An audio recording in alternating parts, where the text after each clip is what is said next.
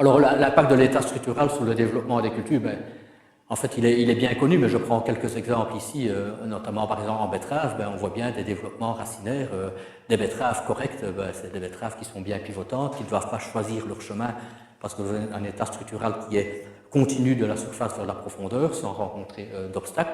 Hein, quand vous avez des betteraves comme ceci, manifestement, ben, il n'y a pas besoin de dessin, on voit bien qu'elles ont rencontré un obstacle, qu'elles ont dû contourner.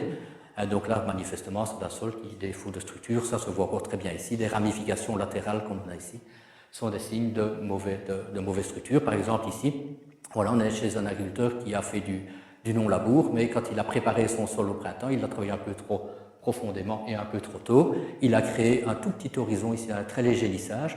On pourrait dire ceci une micro-semelle, si je pourrais dire, par le travail du sol. Et vous voyez que les plantes sont extrêmement sensibles à ce phénomène et que voilà, la betterave a développé des racines latérales qui ont tendance à tapisser cette zone, cette mini-semelle, alors que normalement la racine doit descendre verticalement. On peut encore voir ici, si j'agrandissais la photo, on voit très bien ici différents horizons, l'horizon décompacté puis l'horizon ancienne semelle de labour qui apparaît encore ici, ben le pivot s'arrête à ce niveau-là. Donc vous voyez que ça a un impact direct sur le développement raciné. Alors ceci, bon, la betterave est encore belle, vous me direz, c'est très bien, mais par exemple, une betterave comme ceci, ben, tant qu'elle elle se développe en surface ou bien ici sur l'ancienne semelle, ben, elle perd son temps et elle ne va pas développer un enracinement plus profond ou trop tardivement. Et donc finalement, au lieu d'explorer peut-être 1,50 m, 2 mètres de sol en profondeur, quand on a des sols bien, comme dans la région du côté de Jean-Loup, on a des sols très profonds, ben, peut-être que l'enracinement sera cantonné dans les 40-50 premiers centimètres. Et donc c'est dommage, parce que ça veut dire qu'elle ne récupérera les éléments nutritifs ou l'eau que dans là où il y a des racines. Et donc si on a un sol riche en eau, riche en éléments fertilisants un peu plus bas, ben, il n'y a pas de récupération par la plante, donc c'est un gaspillage quelque part. Donc c'est important. Voilà, d'autres effets, ici c'est une culture de maïs. On peut voir aussi que le maïs, plante très très sensible, développe un enracinement très dense dans la couche plus grumeleuse, et puis dès qu'on a un sol plus compacté, ben, les racines sont beaucoup plus difficiles à pénétrer. Donc on a dans ce cas-là, évidemment, des plantes qui sont beaucoup plus sensibles à des sécheresses, à des stress hydriques. Donc voilà. Voilà aussi, ça c'est pour montrer que là c'est de la betterave, là du maïs, ici c'est de l'avoine. Vous voyez même une céréale qui a un enracinement très fasciculé. Là j'ai surligné, on avait fait là malheureusement le travail du sol a occasionné, vous voyez un lissage très prononcé. On retrouve, pour les spécialistes, on retrouvera la dent d'un smaragde par exemple, avec une dent un peu usée qui a très très bien lissé le profil. Ben, vous voyez que des racines d'avoine, j'ai pu les identifier, je les ai surlignées en blanc ici pour vous les faire apparaître, mais on voit très bien que ce phénomène de lissage occasionne, je vais dire, une colonisation plutôt horizontale des racines plutôt que verticale, avec très peu de racines en dessous. Donc finalement, voilà, je peux avoir ici de l'azote, du phosphore, etc., mais il ne sera pas nécessairement, ou en tout cas moins bien prélevé que si la racine y allait directement. Donc ça c'est un effet.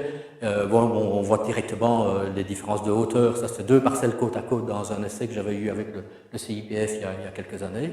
Donc ce n'est pas 2 photos mises côte à côte, c'est deux parcelles côte à côte. Une où le sol était plutôt compacté et un sol bien structuré. Vous voyez que des différences très, très différentes de hauteur, donc de rendement en matière sèche.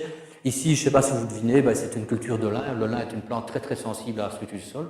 C'est peut-être la plante la plus sensible plante cultivée la plus sensible que je connaisse, parce que c'est une plante qui a un cycle très court, puisque en 90 jours, 100 jours, elle a fait son cycle, donc il n'y a pas de possibilité de récupération. Elle a un enracinement pivotant, mais très faible, et donc dès qu'elle est contrariée, ben, elle doit se développer autrement. Et donc ici, je ne sais pas si vous voyez, mais chaque fois au niveau de la flèche, il y a des zones un peu plus vertes. Vous voyez, en fait, c'est un lin qui a été implanté sur un travail de décompaction fait l'année avant, avec des dents, et chaque fois où c'est un peu vert, c'est l'emplacement du passage de la dent. Alors, vous voyez déjà qu'un décompacteur ne fait pas un travail tout à fait homogène, puisque c'est travailler différemment à l'emplacement de la dent et un peu autrement entre deux dents, où c'est un peu moins bien structuré. Donc, vous voyez tout de suite, le lin, c'est véritablement un indicateur, un révélateur de ce qui se passe dans le sol. Donc, ça aussi, c'est quelque chose d'important. Là, ici, c'est une moutarde, où voilà, l'année avant la culture de la moutarde, il y avait un blé qui avait été semé dans ce sens-là et qui avait été pulvérisé dans ce sens-là. Après la récolte du blé, on a labouré cette parcelle-là et là on l'a décompactée.